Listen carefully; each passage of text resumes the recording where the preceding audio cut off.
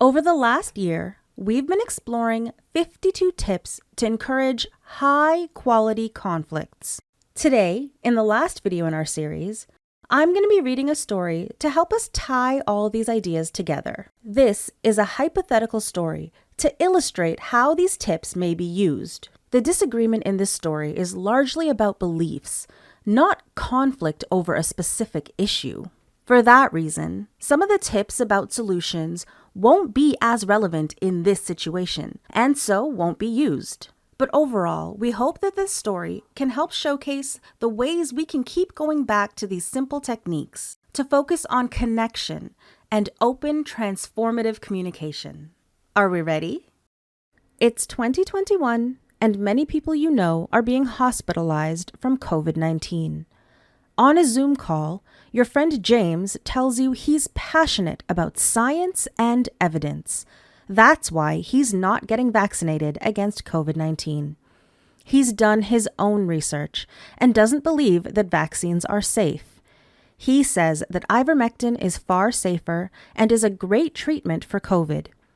He talks about scary cases of people dying of blood clots after receiving COVID-19 vaccines, that vaccines were produced too quickly, and that Big Pharma is just trying to profit off of the pandemic.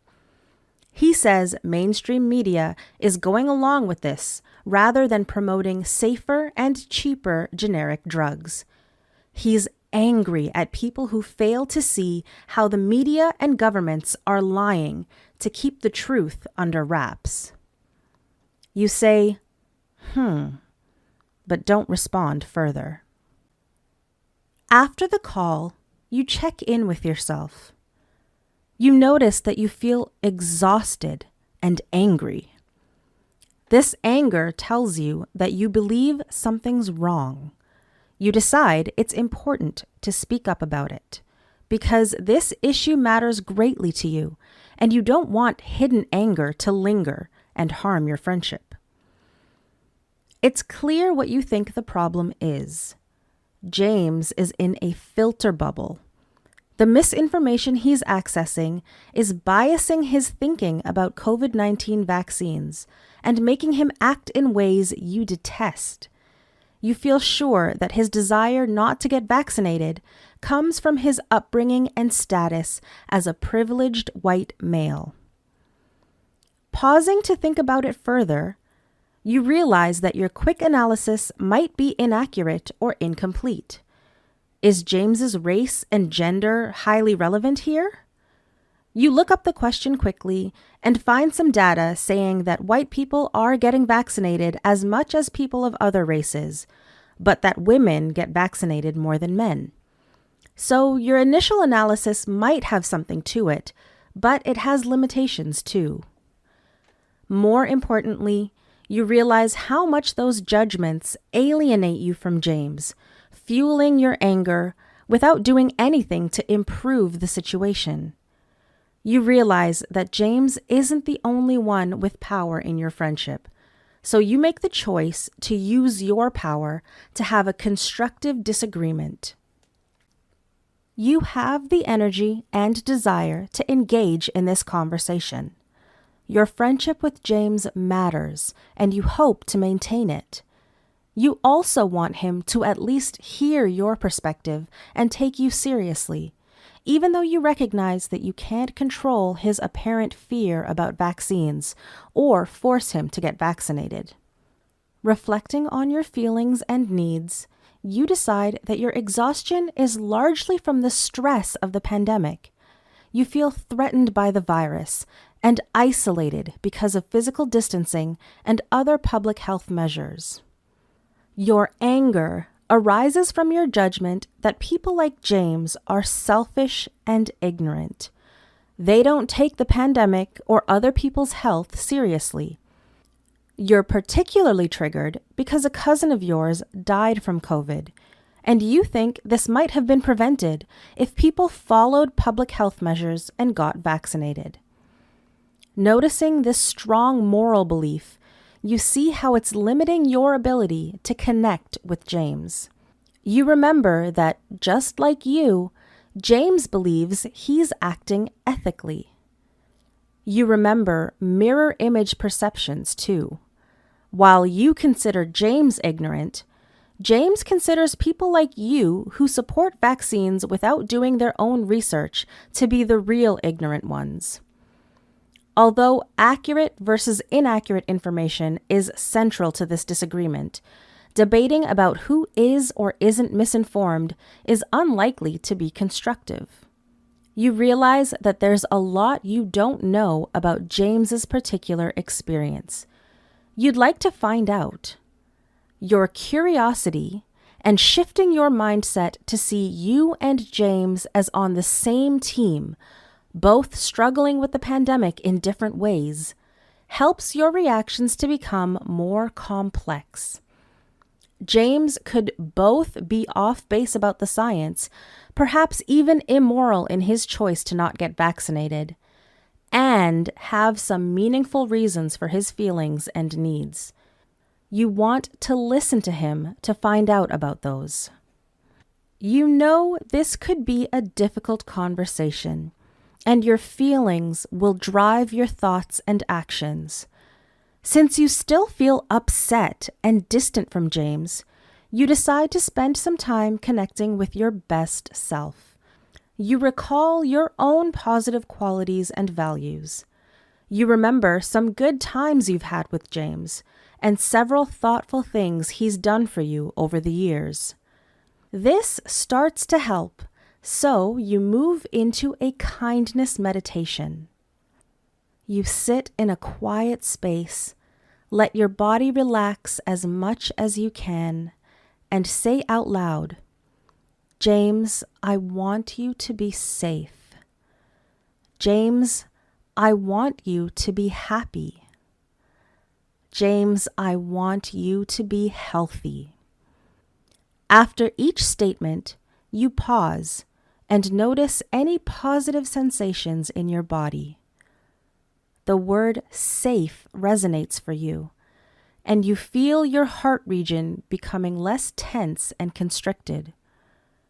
By the third statement, with the word healthy, you feel a stronger physical sensation of care for James. There's now a warm tingle in the center of your body. You repeat these positive statements, but for yourself. You now feel more cared for, caring, and ready for this conversation. You text James and ask if he'd like to go for a walk in the park near his house later in the week. You know that it's a quiet and calming environment, so you think it will be a good location to help you both feel safe. You have a snack before arriving. After chatting for a bit, you say, "I'd like to talk about what you mentioned the other day, about not getting vaccinated for COVID. Is this a good time?" He agrees that it is. If I understood you, you're worried about people dying because of vaccines, that they were released too fast, and that you think using ivermectin to treat people once they have COVID is a better approach than mass vaccinations. You're also worried that Big Pharma is profiting off of the pandemic while the government and mainstream media keeps the truth from us. Did I get that all right? Yeah, that's right. But people aren't just dying because of vaccines. There's lots of horrible side effects too. As is often the case, James has made many points you could discuss. You highlight your common ground first. You agree with James that Big Pharma has behaved in some very harmful ways. They made tremendous profits off of COVID vaccines, even though the vaccines were developed with major public funding. The companies also failed to provide a timely and affordable vaccine supply to poorer countries, or to help countries produce vaccines themselves, which you see as unconscionable. You admit to James that you don't know much about ivermectin. Not pretending to know everything sets a tone of honesty and openness for the conversation. James speaks about the drug for some time. You're neutral in your response, but promise that you'll read 1 or 2 articles if he sends you something that's credible. Once he's spoken about ivermectin and seems like he's feeling heard, you ask, "How are you feeling about the pandemic?" "I'm feeling sick of all these lies we're being fed. Personal freedoms matter. They're worth fighting for. They're being eroded by our corrupt dictator government." As is so common, you asked for a feeling, but you got an analysis. You take a guess. It sounds like you're feeling frustrated and mistrustful. Would you say you also feel anxious about the pandemic itself or not? "Yeah, I do feel all of that. Exactly. I'm anxious about COVID, of course, but more than anything, I'm pissed off." Knowing how James feels, you now find out what he needs.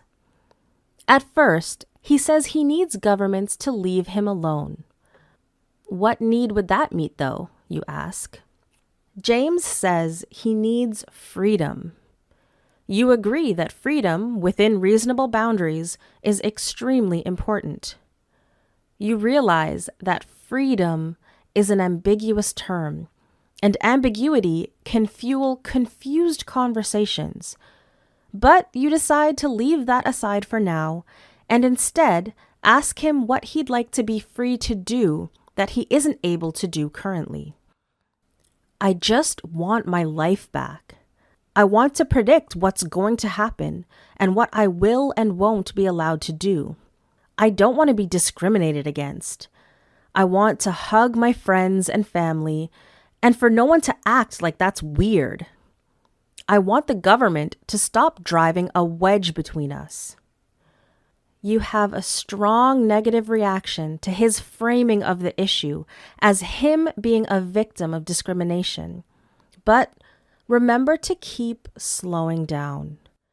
You realize that debating about who is or isn't a victim would take the conversation into the moral domain, and that wouldn't be useful. Instead, you focus on the needs behind what James is saying. It sounds like he needs order and connection.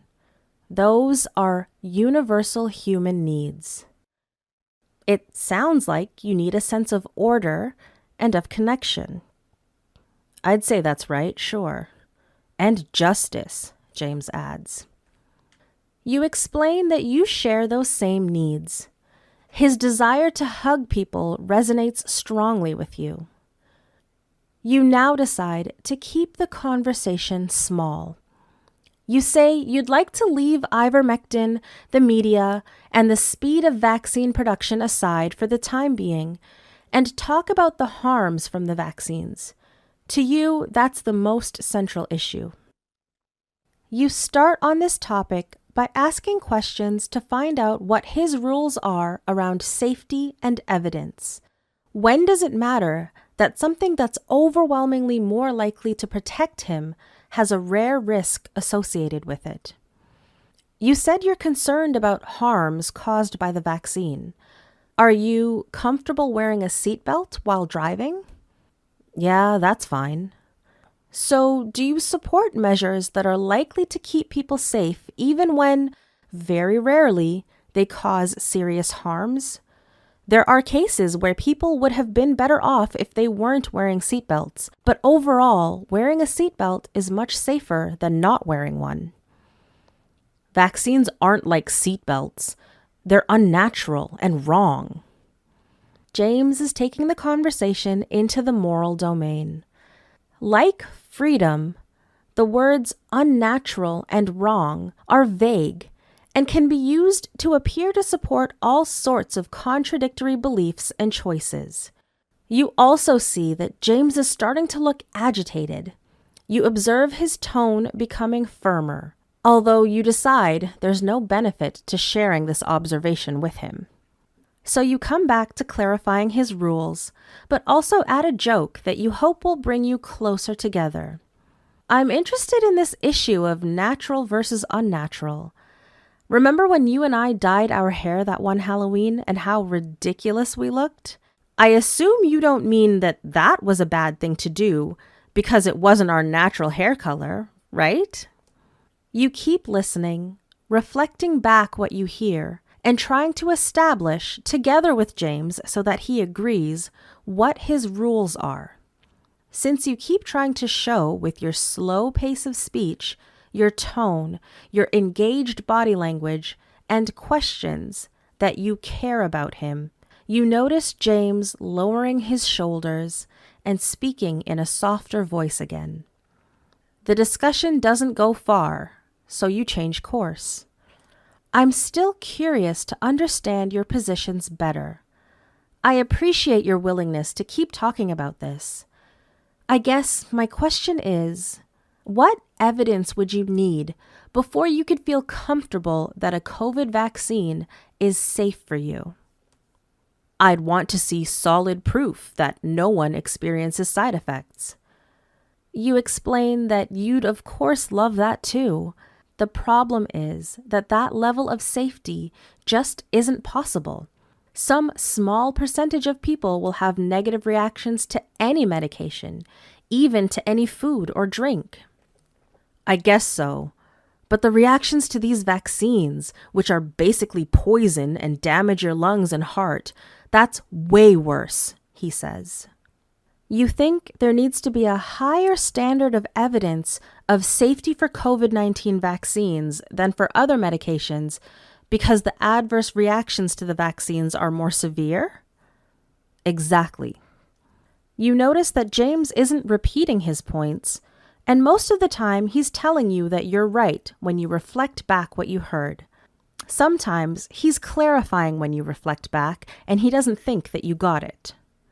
You now understand James's feelings, his needs, and you can even put yourself in James's shoes more readily to see his perspective. So now you're ready to explain yourself further. We're in agreement on a number of things, but I think this question of the standards of safety for vaccines is one where we don't see eye to eye right now. I haven't read as much about this topic as you, so where I'm at currently is based on the people I know who've gotten very sick from COVID and a few articles I've read. My cousin died. So I think there's a very serious risk from getting COVID while unvaccinated. Even if you don't get really sick, you're more likely to spread the virus to others and not even know it. That could kill them. That means my perspective right now is that you're taking a big risk, James. You're not in a place of safety. Of course, I'm not safe either, but at least the vaccine has helped to reduce my risk of getting seriously sick if I catch COVID. I hope it's also making me less likely to infect anyone else. I guess my decision to get vaccinated came from the exact need that we talked about that we both share, to feel connected with others. Being vaccinated feels like a small but meaningful way to care for the people around me. I'm feeling happy that we've had this conversation. I think it's so important to keep talking with each other about these difficult issues that impact all of us. I'm also still finding it tough to understand your choice not to get vaccinated. But what I wanted was for us to have an honest conversation and listen to each other, and I feel like we've done that. So I appreciate that. It's really important to me that I was clear just now. Can you tell me what you heard me say? As the conversation moves on to lighter subjects, there is no neat resolution, but you've managed to navigate your differences without feeling alienated or disliking each other as people. You remind yourself that both you and James can and will continue to learn and grow, and that some changes take time. Again, this is a hypothetical story and spoke to a specific issue. So all of our 52 tips for high-quality conflicts weren't needed here, or were adapted to the situation. Remember, these tips are not a formula, and you don't need to try all of them here. Definitely not in this specific way. Find what inspires you from the general ideas here, and see if there are 1 or 2 tips you'd like to try out in your next conflict. We hope this video series has been helpful to you, and thank you for watching.